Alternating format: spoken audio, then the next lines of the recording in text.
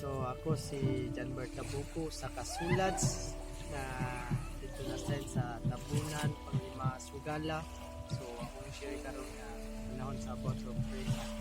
Pasalamat ko sa Ginoo nga sa panahon dito sa Tabunan ato ko tawi-tawi tungod sa kaabandon namo ug dayo ang among mga palitunon. Doon na sa kabangkang among gidala nga ang guys kupras. Uwi namin may isang kahoy na nabangga namin. Yung isang kahoy na bangga namin, yun ang nakabutas ng isang bangka. Hindi nila alam kung gagawin, kung ano ang nilang gagawin. Kaya nagpikit ako ng mata, tumawid ng buhay ng sulads. At doon nagpikit sabi ako ng Panginoon, Panginoon, tulungan mo ako kung ano i-guide ko sa kanila.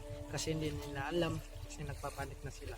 Sabi ko ng amin, may naisipan talaga ako. Lahat ng mga gamit na nakita ko, yung damit, ginamit ko na. Kaya, malaki yung butas. Siguro ang butas is mga 2 inches. So, malaki talaga.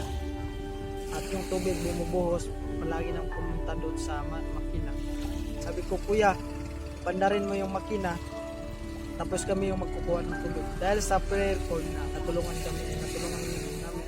namin yung bangka, at nakauwi ka ng safety. So, yun ang share ko sa aking pag-a-ascension natin.